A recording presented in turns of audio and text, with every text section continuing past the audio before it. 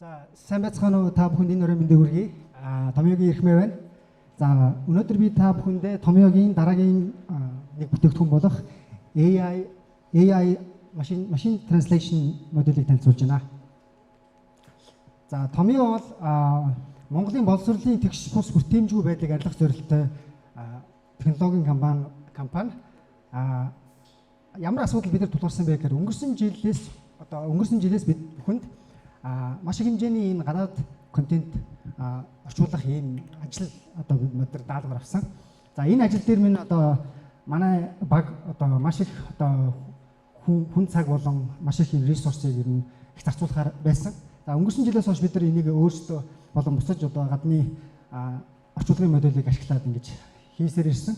За үүнийг бид нар яаж хэмж болох вэ? Яаж цаг хугацаагаа болон бүтээмжээ нэмэгдүүлэх вэ гэдэг үднээс шийдлүүдийг хайж эхэлсэн. За энэ шийдлүүдийн нэг нь бид нар өөрсдийн гэсэн neural machine translation буюу AI суурьтай орчуулгын модулийг хөгжүүлэхээр болсон. За анх бид нар бол орчуулгын зардал маань бол 400 хүн цаг сар зарцуулж исэн. $4,800-ыг сар зарцуулахаар байсан бол одоо бид нар сарда $24 100 хүн цагийг зарцуулах ийм боломжтой болсон. За та бүхэн Translate-ийг Томьёо аюу гэж ороод туршиж үзэх боломжтой. За энэ дээр маань суурьтай ямар бүтээгдэхүүн байж болох вэ гэдгийг би та бүхэнд танилцуулъя. За орчуулгын хэсэг маань англиас монгол руу орчуулж байгаа. Эний цааш хятад, солонгос гэсэн орчуулгын бид модуль хөгжүүлж явж байгаа. За энэ дээр байж болох ямар боломжууд гэхээр за мэдээний портал гэж болно. Гадны контентоос болон цаг алдалгүй 24/7 байдлаар бид нэр орчуулгыг машинаар хийлгэнэ. Тэгэхээр бид нар унтахгүйгээр шүн мэдээ орж ирсэн. За энэ орчуулгын систем маань автоматар уншаад энэ сорсыг формат алдалгүйгээр бид нар хөрвүүлж байгаа гэсэн үг.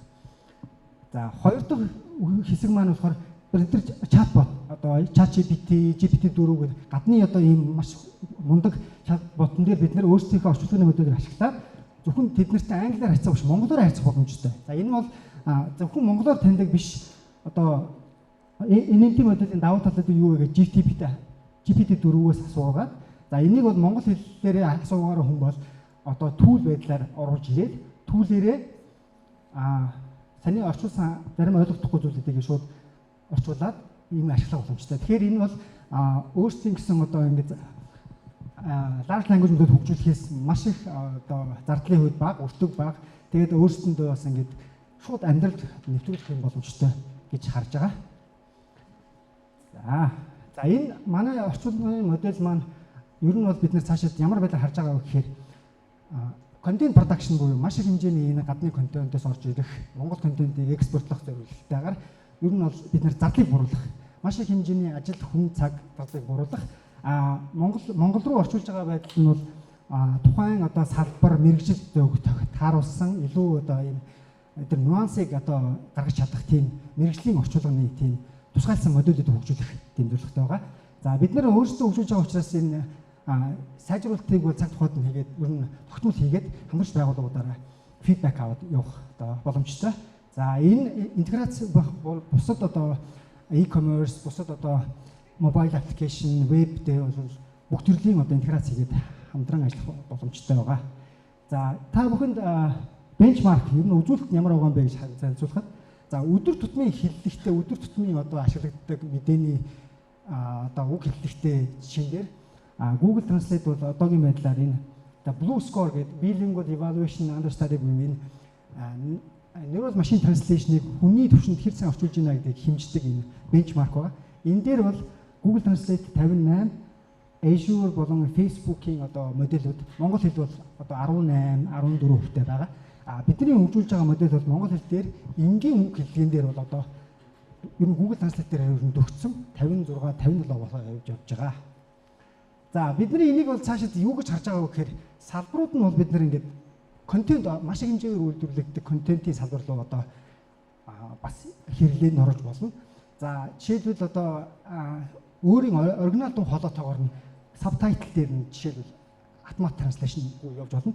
Dubbing voice over-тэй хамтрааж интеграц хийгээд бусад монгол дуу хоолой дээр хийгээд автомат ийм орчуулга оруулах бас боломжтой.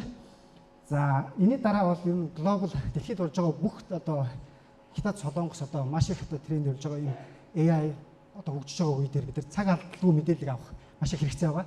Энэ үүднээс бид нар одоо мэдээний одоо контентийг цаг алдалгүй оруулж ирдэг тэр редакторын ажлуудыг одоо хэдэн 100 дахин одоо ийм дууруулах дээр бүтээмжийг нэмэгдүүлэх боломжтой. За бусад одоо GPT-4, Cloud 3 гэх мэтчлэн одоо Mistral зэрэг LLM-үүдийн интерфейс байдлаар монгол хэлний орчуулдаг байдлаар ашиглах боломжтой.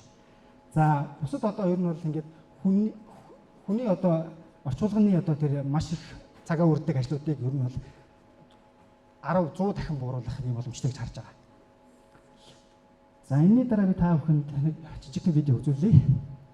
1899 онд Нью-Йорк доктор Александр Колумбийн их сургуульд механик инженерийн чиглэлээр багшилдаг байжээ.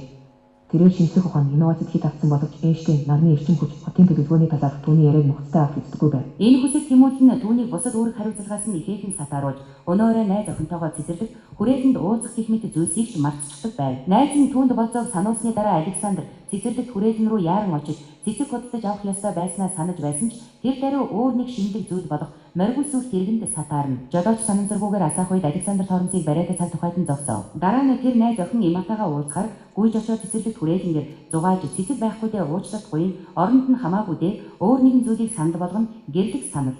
Энэ тийм гэж хэлэхэд Александр төрсөн чулууга хурундаа зүүсэн сайхан бөгчдөө. Гэнэт энэ сайхан мөчийг зэвсэг тулгаж тасалдуулж Александрын төрөвчийг аваад бөгжийг бас авах гэж оролдов. Александр түүний зогсоохыг оролдсон бөгөөд тэнцсийн үеэр буу санамсаргүйгээр Има руу буджээ. Хулгайч зогтож байх үед Александр Имийг тэмдээд өгөхөд нь ойртуулна. Дараагийн 4 жилийн хугацаанд Александр цэцэглээр унсан бөгөөд Имийг эргүүлэн авчирч чадна гэдэгтээ итгэлтэйгээр өдөржин ажиллахаас өөр юу ч хийдэггүй байлаа. Найзууд нь түүний төлөө санаа зовдогч тэр тэдний санаа зовныг үл тоомсорлно. Александр эцэс нь гарч ирээд хамгийн сүүлийн үеийн шинэ бүтээл болох цаг хугацааны машиныг дуусгасан гэдгээ мэдэгдэв. Тэр түүн дээр суугаад тэр даруй идэвхжүүлж Имийг нас барсан шөнө рүү буцав. Хурц гэлээр хүрээлэгдсэний дараа тэрээр цэцэрлэгт хүрээлэнд дахин гарч ирэн Имийг харав. Тэр түүнийг маш их сансан тул олон нийтийн газар байсан ч үсэж улгаачаар зайлсхийхийн тулд түүнийг цэцэрлэгт хүрээлэнгээс чирв. Цэцэг авч өгнө гэж амласны нь Эма Александрт сануулхад тэрээр цэцгийн дэлгүүр рүү явлаа. Яг тэр мөчид морь хөлөөгүй сүүг тэрэг годомжинд осолдож Александр Эмагийн үхийг дахин харав. Хожим нь Александр морг дээр байхдаа өнгөрсөн үе рүү буцаж явбал Эмаг дахин үхийг харах болно гэдгийг ухаарна. Харин шинжлэх ухаан ирээдүйд улам хөгжиж өнгөрснийг өөрчилж болдог байж магадгүй тул ирээдүй рүү явах хэрэгтэй гэж бодов.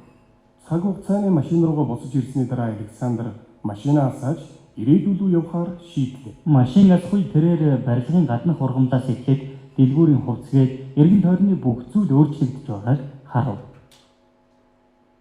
За та бүхэн саний видеонд харсанчлан ер нь удахгүй энэ хоолойнууд маань хүртэл ингэж програмчлах боломжтой болж байгаа гэдгийг маань харсан баг. Эхний хэдэн хөлбөр бол Microsoft-ийн дуу оруулалтаар явсан. Тэгээд манай Чимигэгийн дуу оролт хамгийн сүүлд нь жинхэнэ бодит хүний дуу оруулалт гэж харууллаа. Тэгэхээр саяны эдийн үзүүлэлт маань юу гэхээр ер нь бол энийг дуу оруулалт болон гэх маш их цаг авдаг зүйлийг бидний хэдхэн цагийн хэдэн өдрийн доторх хийх боломжтой болгох хувиргах ийм ирээдүй рүү бид нэр одоо явж байна гэж харж байна. За бидний бүхний одоо road map гэх юм бол одоо бид нар өөрсдийн гэсэн neural machine translation-ийнхаа одоо ерөнхий одоо general purpose одоо ерөнхий өдөр тутмын үг хэрэглэндээ сурсан модельийг хөгжүүлсэн байгаа. За энийгээ бид нар ер нь өдөр тутмын social media post, мэдээний орчуулга, за e-commerce-ийн бүтээгдэхүүний одоо барааны тайлбар зэрэг юм дээр ашиглах боломжтой гэж харж байна. За одоо бид нар энэ дээрээс хөгжүүлээд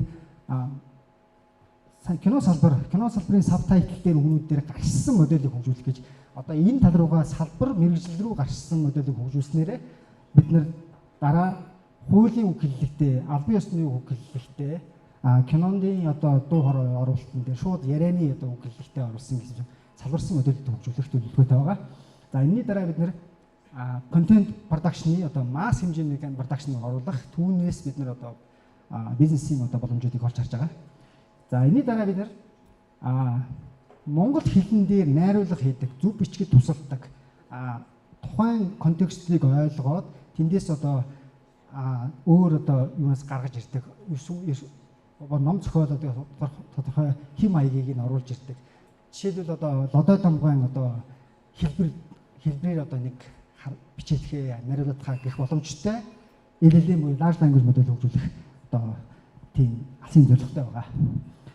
За ингээд та бүхэн манай Translate Tomia аюу гэж орж туршиж үзээрэй. Тэгээд бид нэр энэ модельийнхоо дөнгөж үрийг нь одоо ургуулад эхэлсэн байгаа. Энэ цаашдаа бид нэр хурдан одоо түрүүн бас илтгэж манд урдсан хурдтай одоо энэ ирээдүйн рүү бас аялахад одоо өсөж хөгжих тэр хамтрагч нарыг хайж байгаамаа. Тэгээд хамтраж ажиллана гэдэгт урьж байна та бүхнийг баярлалаа.